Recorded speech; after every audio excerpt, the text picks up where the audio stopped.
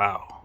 I'm speechless. Patrick Beverly just showed me and everybody else who had anything to say that he was ready for those dang Clippers. Wow. And you got to also give credit where credit is due. First of all, to all of you, thank you all for tuning in to BDF 44's channel.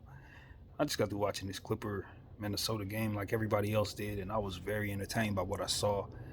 Carl Anthony Towns was nowhere to be found. I don't know what happened. I tuned in the second half of that game, and he was in foul trouble. Had 5 fouls with like 7 minutes to go in the third quarter. Ended up picking up a foul as soon as they checked him in the game. I don't know how that ended up happening, but I will go back and check. But Anthony Edwards, fantastic, driving at the lane, putting himself in positions to get to the line, even though he missed a lot of free throws tonight. And Paul George hit some fantastic shots for his team.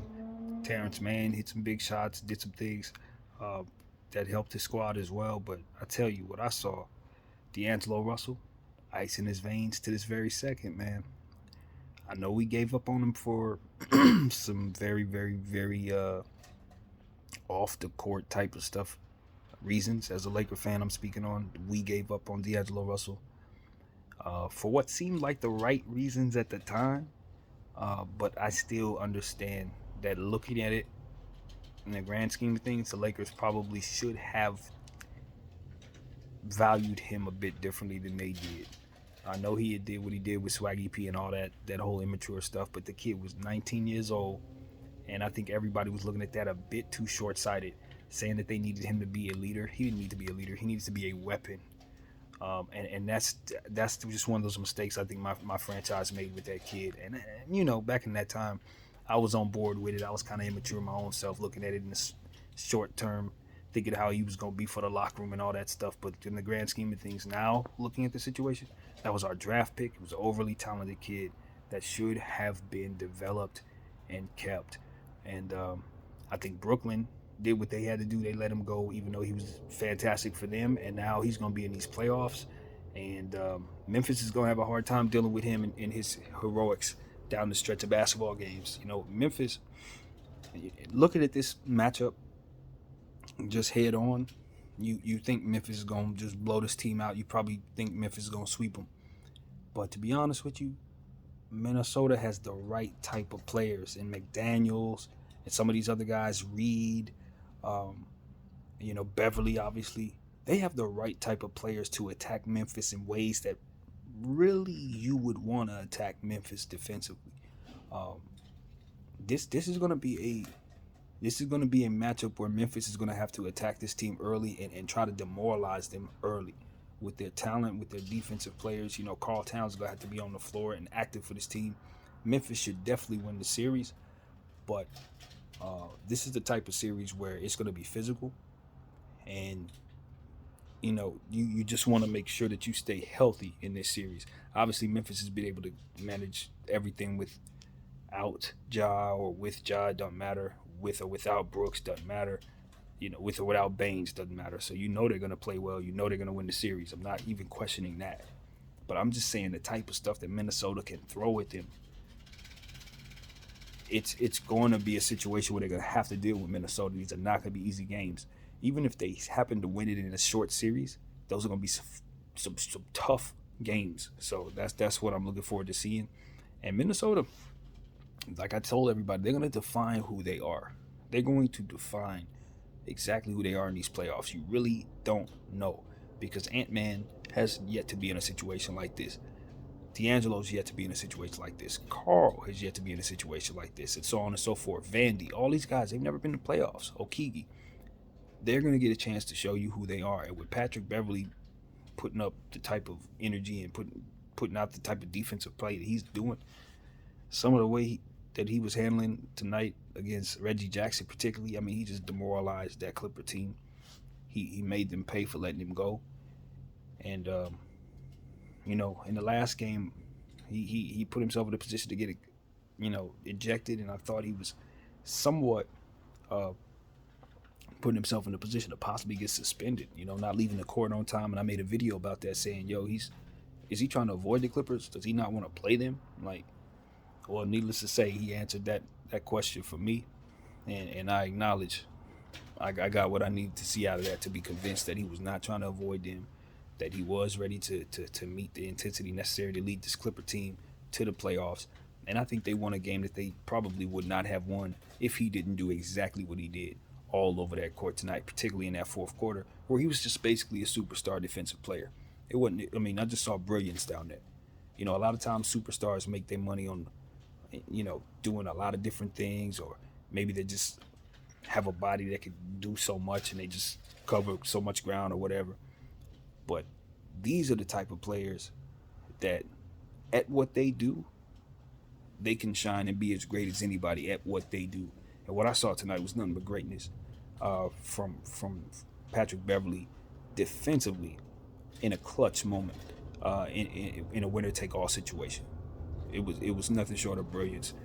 The way he was tracking Reggie Jackson and snatching the ball from him in seemingly every time he got the ball down the stretch of the game, as the game started to wind down and closing moments, Minnesota started to squeeze tighter and get better and show that they have a bunch of clutch players that can do a lot for them as the game gets close. So that's going to help them in these playoffs against Memphis. And, you know,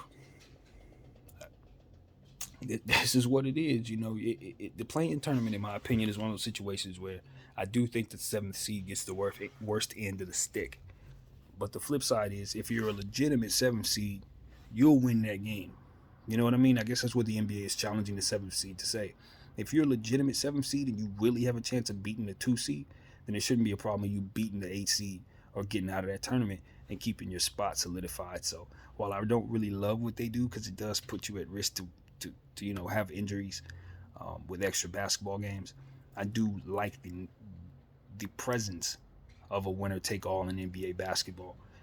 You can get your ultimate clutch moments out of game 7 situations and closeout situations, and otherwise without those you don't ever see this type of intensity, where a role player like Pat Bev can just completely take over a basketball game out of sheer emotion and will, and just basically sway the tide of what's going to happen next. You don't get that unless it's a game 7 situation. So I like it.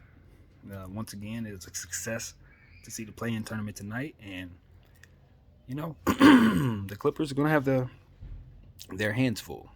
Now I could switch and say I'm paying a very close attention to this next game with the San Antonio New Orleans, because New Orleans doesn't really scare me if I'm the Clippers. To be honest with you, I think I can go into New Orleans, or they can come into our house if I'm them, and feel like I can beat New Orleans. Like, honestly, I like BI, I like CJ, but if I'm the Clippers, I feel like I can win that game. San Antonio, that's Popovich, man. I said it earlier, and I'll say it now. New Orleans need to take care of business against San Antonio. Not for New Orleans' sake, for the Clippers' sake. I personally think that the Clippers may lose that game against San Antonio. And this is why. Because San Antonio has players in positions to attack you from everywhere. A young talent that are budding in their ability to display upside and display one game greatness. You know what I mean? Even though they're still raw, so to speak. Guys like Keldon Johnson, Jakob Poeltl, DeJounte Murray, Walker, Primo.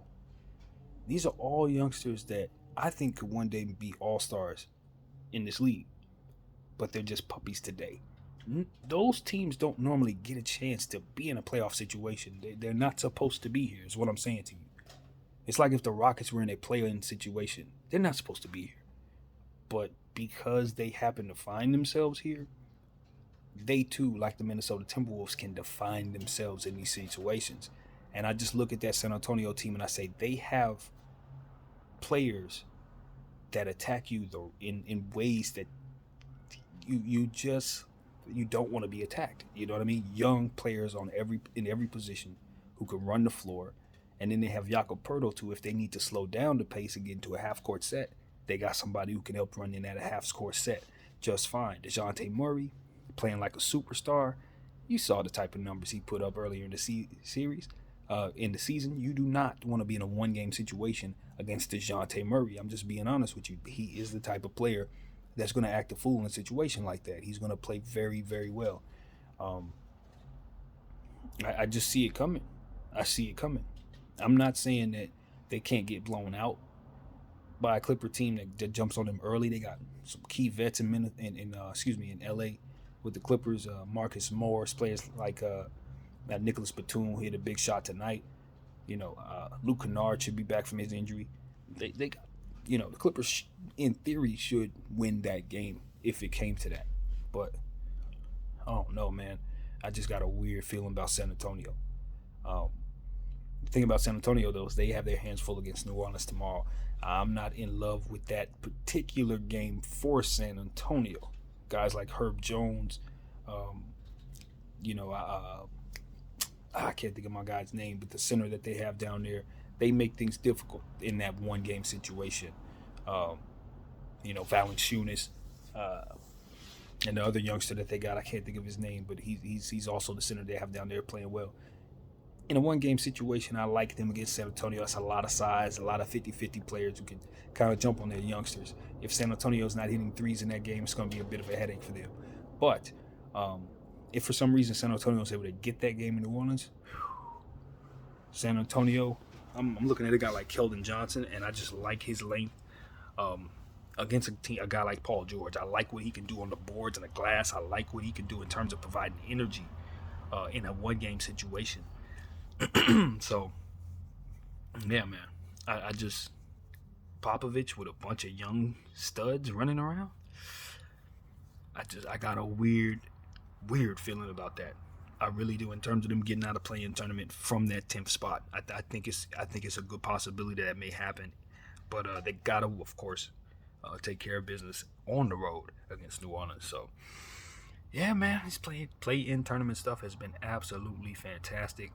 I didn't talk anything about the Nets against the Cleveland Cavaliers because I only saw the first half of that. Once it became clear to me that Kyrie Irving was not going to let this game go the Cavaliers' way, because that's basically what I came to the conclusion of. I took a nap. I was cool. You just kind of know how that's going to go. And so that's how I went. And, now they get a chance to play the Celtics, which I think is going to be an Eastern Conference Finals in the first round. That's basically what that is. I'll make a whole separate video on that for sure. But, yeah, man, I thank you guys for rocking with me. Like I said, I enjoyed this game. And, Patrick Beverly, obviously, is getting the game ball. That dude is unbelievable. When he focuses and really is motivated, he brings more energy than anyone else. It's just that simple. And he proved it tonight. So it was good to see, man. As a Laker fan, it was definitely good to see. We ain't had too much to celebrate. But the Clippers, they lost. And they'll be going down to fight for their lives. So it's always nice. BDL 44, man. I thank y'all for watching. I'm out.